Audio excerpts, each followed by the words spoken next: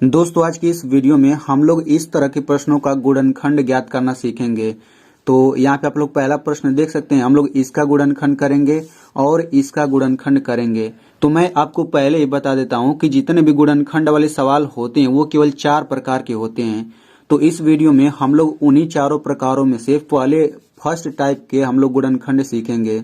ठीक है, यानी कि आपको मैं चारों प्रकार के गुणनखंड सिखाऊंगा, लेकिन हर एक प्रकार के लिए अलग अलग वीडियो आएगा, तभी आप लोग अच्छे से सीख पाएंगे। तो उन्हीं में से ये पहला प्रकार का गुणनखंड है। आप लोग देख ही सकते हैं कि सब प्लस प्लस में है, ये भी प्लस प्लस में है। ठीक है, तो आप लोग इस वीडियो को पूरे अच्छे से समझिएगा, क्योंकि ये अभी पहला प्रकार का गुणनखंड है। तो अगर आप लोग इसे अच्छे से समझ लेते हैं तो फिर जो मैं आगे वाला गुणनखंड बताऊंगा आप लोग उसे भी अच्छे से समझ पाएंगे। और अगर आप कक्षा 8 में पढ़ते हैं या फिर कक्षा 8 से ऊपर वाली क्लास में पढ़ते हैं तो आपको गुणनखंड किसी भी कीमत पे आना ही चाहिए। ठीक है, तो आप लोग अगर अच्छे से समझना चाहते हैं गुणनखंड को तो आप लोग इस वीडियो को शुरू से लेकर अंत तक जरूर देखिए, तभी आपको अच्छे से समझ आ पाएगा। और मैं वीडियो के लास्ट में आपसे एक सवाल भी पूछूंगा। तो चलिए वीडियो शुरू करते हैं। तो देखिए पहला प्रश्न है 2x² प्लस 7x प्लस 6। तो इसका गुणनखंड करने से पहले हमें सबसे पहला काम क्या करना रहता है। देखिए इसमें हम लोग सबसे पहला काम क्या करेंगे, जो लास्ट में संख्या दिया है इस संख्या का गुणा हम लोग x² के पहले जो संख्या रहेगा उसमें करेंगे। यानी कि 6 का गुणा हम लोग 2 में करेंगे तो कितना होगा, 6 दूनी 12। यानी कि जब भी आप इस तरह के सवालों का गुणनखंड करेंगे तो लास्ट वाली संख्या का गुणा आप लोग इस वाली संख्या में जरूर करेंगे। सबसे पहला काम यही होता है। तो 6 दूना 12 हो गया। अब ये जो 12 आया है, आपको ऐसी दो संख्या खोजना है, ध्यान से सुनिएगा। आपको ऐसी दो संख्या खोजना है जिनका गुणा करें तो 12 आना चाहिए और उनको जोड़ने पर 7 आना चाहिए। यानी कि अगर लास्ट वाली संख्या के पहले प्लस है तो उन दोनों संख्याओं को जो आप खोजेंगे उनको जोड़ करके 7 आना चाहिए। यानी कि x के पहले जो रहता है वही आना चाहिए यहाँ पे जोड़ करके, क्योंकि प्लस है ना, प्लस का मतलब जोड़ना होता है। तो आप ऐसी दो संख्या खोजिए जिनका गुणा करें तो 12 आ जाए और उन्हीं दोनों संख्याओं को जोड़ने पर 7 आना चाहिए। ठीक है, तो सबसे पहले आपको दोनों संख्या खोजना होगा। तो चलिए खोजते हैं। तो देखिए 2 छक्का 12 होता है। ठीक है, 2 छक्का 12 होता है, यानी कि हमें दो संख्या मिल चुकी है जिनका गुणा करने पर 12 आएगा। अब हम इनको जोड़ करके देख लेते हैं कि क्या 7 आता है। तो देखिए 2 में 6 जोड़ेंगे तो ये 8 आता है, 7 नहीं आता। यानी कि जिस संख्या को हम लोग खोज रहे हैं वो संख्या 2 और 6 नहीं है। तो अब हम लोग दूसरी संख्या खोजेंगे। तो देखिए 12 को हम लोग ये भी तो लिख सकते हैं 4 गुणा 3। देखिए 4 में 3 का गुणा करेंगे तो 4 3 12 होता है। अब देखिए 4 में 3 जोड़ेंगे तो 7 भी होता है। यानी कि जिन दोनों संख्याओं को हम लोग खोजना चाहते थे वे दोनों संख्याएं 4 और 3 है। तो चूंकि इनको गुणा करने पर 12 आ गया तो हमने गुणा के रूप में लिख दिया। अब इनको जोड़ने पर 7 भी आता है, इनको हम लोग जोड़ करके भी दिखा देते हैं।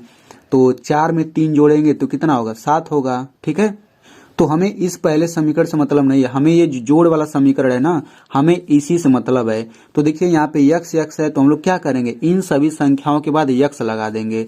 तो ये हो जाएगा 4x प्लस 3x बराबर 7x। यानी कि ये जो समीकरण है ना प्लस वाला, इसी में बस हमने x लगा दिया। आप लोग ध्यान से समझिए, बहुत ही आसान है।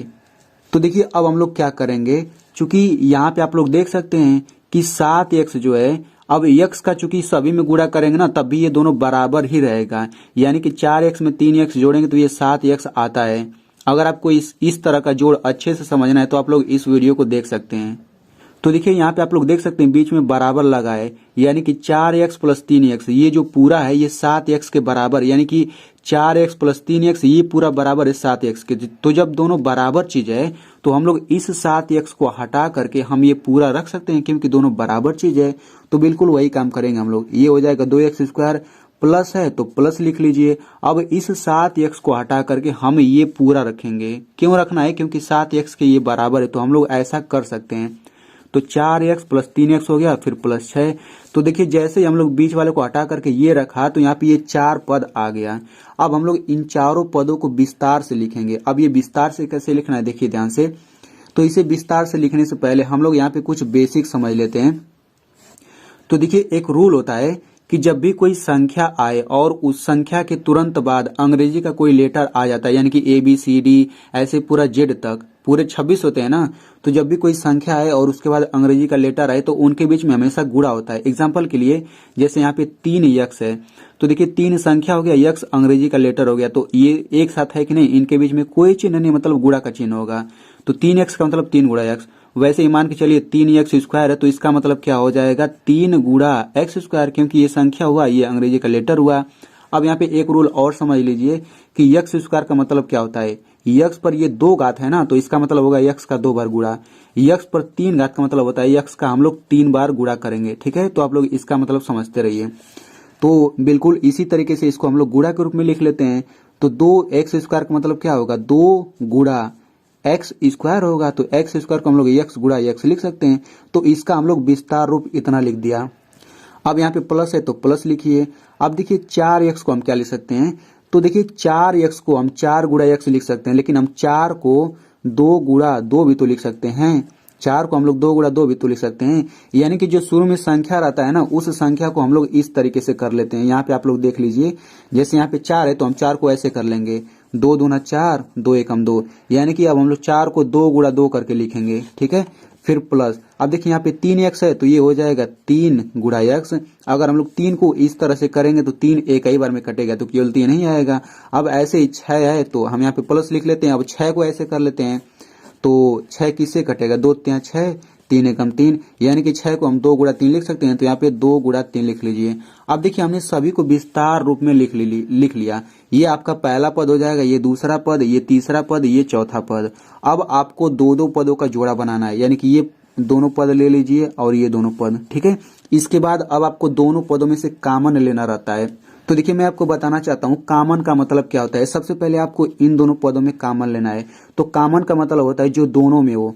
तो देखिए इसमें 2 है, इसमें भी 2 है, इसमें यक्स है, इसमें भी यक्स है। ठीक है, यानी कि इन दोनों में क्या क्या है, इन दोनों में 2 और यक्स है, तो 2 एक्स कॉमन हो जाएगा। कॉमन क्या होता है, कोष्टक के बाहर कॉमन होता है। तो देखिए 2 एक्स तो बाहर हो गया, अब कोष्टक के अंदर ये यक्स बचेगा, प्लस है तो प्लस लिखिए, ये 2 बच जाएगा। तो बस कॉमन आसानी से हो गया। अब इन दोनों में से कॉमन लेते हैं, तो देखिए इसमें 3 है, इसमें भी 3 है, बस केवल 3 ही दोनों में है। तो यहाँ पे प्लस है तो हम यहाँ पे प्लस लिख लेते हैं, 3 कॉमन है तो 3 लिखिए, फिर कोष्टक लगा दीजिए। अब ये यक्स बच जाएगा, प्लस लिखिए, 2 बच जाएगा। तो बस यहाँ पे आसानी से कॉमन हो गया। तो देखिए जब भी आप कॉमन लेंगे ना, तो यहाँ पे कोष्टक में जो आएगा सेम यहाँ पर भी आएगा। अगर आपको सेम नहीं आ रहा है ना, दोनों सेम चीज, तो गलत है आपका। अब दोनों सेम चीज को यहाँ पे सबसे पहले लिख लीजिए, यानी कि इन दोनों को हमने यहाँ पे लिख लिया। अब दूसरे कोष्टक में इतना लिखिए प्लस इतना, तो 2x प्लस 3, बस इसका गुणनखंड यही हो गया। तो इस तरीके से हमने पहला गुणनखंड कर लिया। अब इसी तरीके से हम लोग दूसरा गुणनखंड भी कर लेते हैं। तो दूसरा सवाल है x square plus 5x plus 6, तो इसका गुणनखंड बिल्कुल उसी तरीके से करेंगे। तो देखिए सबसे पहला काम हमें लास्ट वाली संख्या का एक्स स्क्वायर के पहले जो संख्या रहता है उसमें गुणा करते हैं। तो यहाँ पे तो कोई संख्या है ही नहीं, तो जब कोई संख्या नहीं रहता तो हम लोग 1 मान लेते हैं, यानी कि 6 का गुणा 1 में करेंगे कितना आ जाएगा, 6 आ जाएगा। ठीक है, यहाँ पे 1 आप लोग दिमाग में रखिए। तो 6 का गुणा 1 में करेंगे 6 आ जाएगा। अब ऐसी 2 संख्या खोजिए जिनका गुणा करें तो 6 आ जाए और उन्हीं को जोड़ने पर 5 आना चाहिए। तो ये तो बहुत ही सिंपल है, 3 में 2 का गुणा करेंगे तो 6 आ जाएगा और 3 में 2 जोड़ेंगे तो 5 भी आ जाएगा। यानी कि जिस संख्या को हम लोग खोज रहे थे वे दोनों संख्या 3 और 2 है। अब बिल्कुल उसी तरीके से हमें इस समीकरण से मतलब है ना प्लस वाले से, तो इन सभी के बाद x लगा लेते हैं। तो 3x प्लस 2x बराबर 5x हो गया। ठीक है, तो अब हम लोग क्या करेंगे, चूंकि 5x पूरा इसके बराबर है तो हम लोग इस 5x को हटा करके ये पूरा रख लेते हैं। तो ये हो जाएगा एक्स स्क्वायर प्लस है, प्लस लिखिए, 5x को हटा करके आप ये पूरा ये रख लीजिए। तो 3x प्लस 2x प्लस 6 इतना हो गया। तो अब देखिए 4 पद हो गया। तो 4 पद हो गया तो कोई बात नहीं, अब हम लोग इसको विस्तार रूप में लिख लेते हैं। तो एक्स स्क्वायर को क्या हमने बताया, यक्स गुणा यक्स, प्लस है तो प्लस लिखिए। अब 3x को लिख सकते हैं 3 गुणा x, क्योंकि देखिए अगर x के पहले जो संख्या आ रहा है अगर वो बड़ी संख्या आ रही है ना, तो हम लोग बिल्कुल इसी तरीके से हम लोग कर लेंगे। ठीक है, छोटा संख्या है तो हम लोग वैसे ही कर सकते हैं, ये प्लस। अब 2x को लिख सकते हैं 2 गुणा x, यहाँ प्लस है प्लस लिखिए। अब 6 को हम लोग ऐसे करेंगे तो 2 गुणा 3 आएगा, तो 6 को लिखिए 2 गुणा 3। अब देखिए शुरू के 2 पद ले लीजिए और बाद के 2 पद, इन दोनों में से कॉमन ले लीजिए। तो इसमें x है, इसमें भी x है, यानी कि इन दोनों में से x कॉमन हो गया। तो x कॉमन हो जाएगा तो क्या बचेगा, x बच जाएगा, प्लस है प्लस लिखिए 3 बच जाएगा।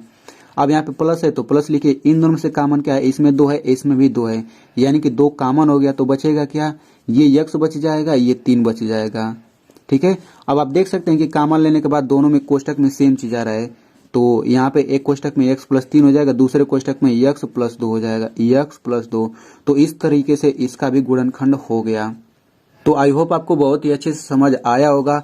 अब मैं आपको गुणनखंड का सवाल देता हूं, तो आप लोग इसका गुणनखंड करके कमेंट में जरूर लिखिएगा, x² + 7x + 10। देखते हैं कितने लोग सही जवाब दे पाते हैं।